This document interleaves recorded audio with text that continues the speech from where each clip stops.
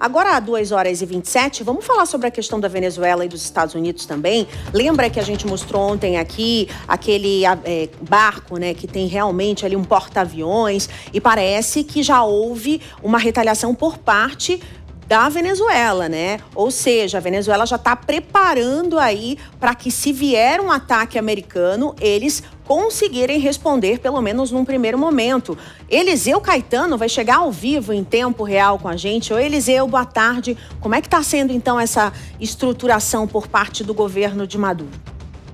Boa tarde, Márcia, para você, para o Bruno lá em Belém do Pará, para os nossos colegas debatedores e para todo mundo que acompanha em tempo real aquilo que é notícia no Brasil e no mundo. E a gente vem chegando ao vivo direto dos Estados Unidos para atualizar essa informação. Como você bem disse, Márcia, trouxemos ontem aqui em primeira mão, em tempo real, na programação da Jovem Pan, o maior navio militar do mundo está em águas internacionais, bem próximo da costa da Venezuela, a cerca de 400 quilômetros. Esse barco, o USS Gerald Ford, tem aproximadamente 5.000 homens dentro, além de uma potência nuclear, ser porta-aviões, ter todo um aparato tecnológico nunca visto em nenhum outro navio de nenhuma outra esquadra militar do mundo. Apenas esse navio seria suficiente para destruir a Venezuela completamente em apenas algumas horas, de acordo com os analistas políticos por aqui. E como não poderia deixar de ser a situação entre Estados Unidos e Venezuela, a tensão tem aumentado bastante ao longo das últimas horas. Dessa vez, após os Estados Unidos enviarem esse navio que chegou ontem à costa da Venezuela, a princípio, para não fazer nada, Nicolás Maduro respondeu. Agora há pouco, durante um comunicado transmitido ao vivo pela rede de TV venezuelana estatal VTV, ele anunciou a ativação de novos comandos de defesa integral em todo o país e colocou as Forças Armadas venezuelanas em alerta máximo diante da presença dos navios e das tropas norte-americanas na região.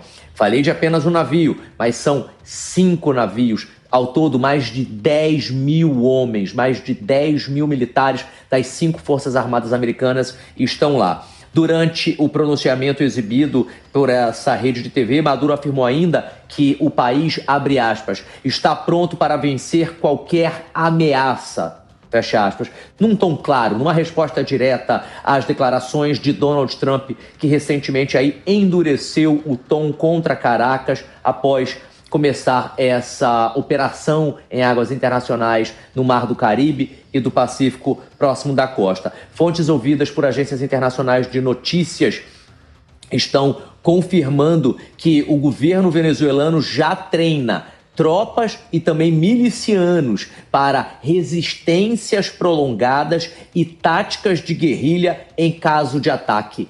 O Ministério da Defesa da Venezuela não comentou ainda de maneira oficial essa posição de Washington. Já o governo dos Estados Unidos afirma tão somente que o deslocamento de toda essa frota, de toda essa artilharia militar, faz parte de uma operação internacional de combate ao narcotráfico. Algo que, segundo Maduro e segundo também diversos presidentes de outros países do mundo, principalmente aí do Bloco Sul, tem dito que a guarda costeira poderia fazer. Mas os Estados Unidos dizem que é tão somente para isso. As autoridades venezuelanas classificam esse movimento de ontem e de hoje como uma provocação militar e tentativa de intimidação.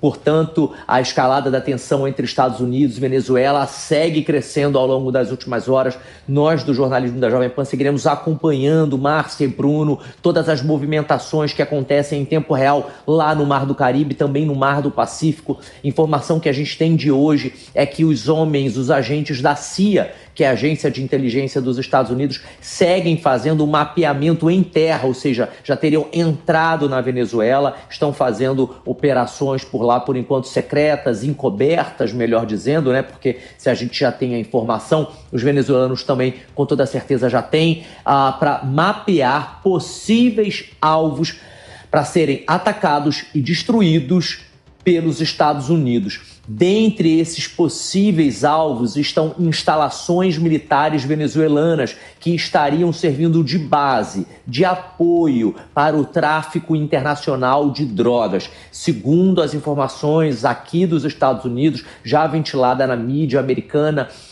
o governo de Nicolás Maduro estaria utilizando de toda a força, de toda a estrutura militar do país para enviar drogas para outros países. Uma vez que Donald Trump bate no martelo e crava Nicolás Maduro, chefe do regime venezuelano, como líder do cartel de Los Soles, que é o cartel de drogas talvez o mais importante, o mais forte da América Latina. E por causa disso, o nome do Nicolás Maduro hoje figura numa lista de recompensa.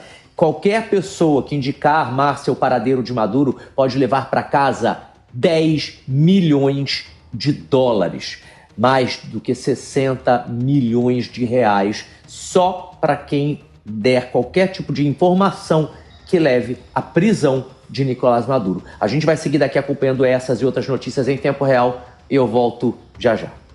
Obrigada, viu, Eliseu Caetano, pelas informações. Vamos chamar os nossos analistas para comentar. Vou começar agora com o Durso e a Ana Beatriz Richo também já está preparada para continuar aqui com a gente as análises. Durso, é o seguinte, me parece que Donald Trump está realmente nessa empreitada de tirar Maduro do poder e o mais rápido possível.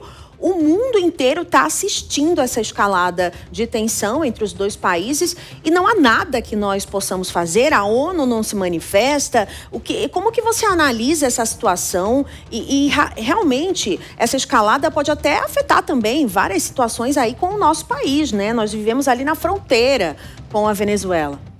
Olha, Márcia, a situação é muito complicada, porque nós temos dois radicais em cada lado. Nós temos, de um lado, um ditador, que é o Maduro, e do outro lado, o Trump, que toma decisões radicais. Não é um extremista, mas é um indivíduo que toma decisões duras, usando todo esse poder econômico, bélico, essa potência que é os Estados Unidos, com apoio, inclusive, de grande parte da população, para que se tenha mudanças nessas ditaduras de esquerda que acabaram realmente mudando toda a história daquela região da Venezuela. Então, sem dúvida nenhuma, Trump, se quiser, irá fazer. Tem rodeado há algum tempo, inclusive, né? Eu vejo até que esse conflito tem evoluído de maneira até que cautelosa, não é uma decisão imediata do Trump, não houve invasão de território, e sim a mobilização dos navios, né? Aquele ataque a algumas embarcações que Trump alegava ser do narcotráfico. E assim ele faz, com um discurso dizendo que está combatendo o narcoterrorismo,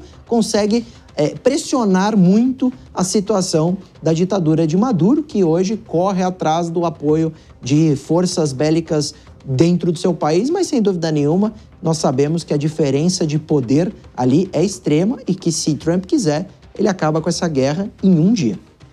Agora, Ana, o que a gente pode realmente, como sociedade, esperar disso?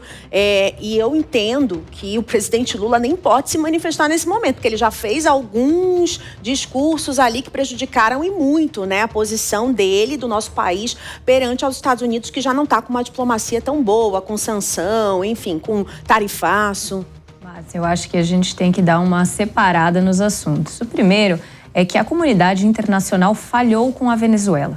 A comunidade internacional deixou de agir no momento em que isso era necessário, em especial nas últimas eleições, em que a falcatrua feita para que Maduro fosse eleito ficou escancarada para todo mundo e, por conta de diplomacia e das regras que regem a ordem internacional, os países acabaram deixando Maduro no poder, que Maduro se perpetuasse.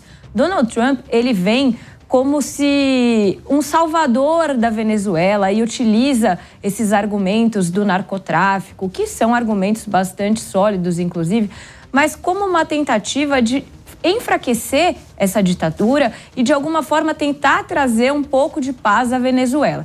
Dito isso, eu entendo completamente fora de propósito que o presidente Lula faça qualquer colocação a respeito desse tema. A gente sabe que existe uma proximidade ideológica entre o presidente Lula e Nicolás Maduro, mas nós precisamos entender que o interesse principal é o nosso país, o Brasil, que, como você mesmo mencionou, está numa situação delicada no que diz respeito à diplomacia com os Estados Unidos. A gente está enfrentando um tarifaço, a gente está tentando rever esse tarifaço a duras penas.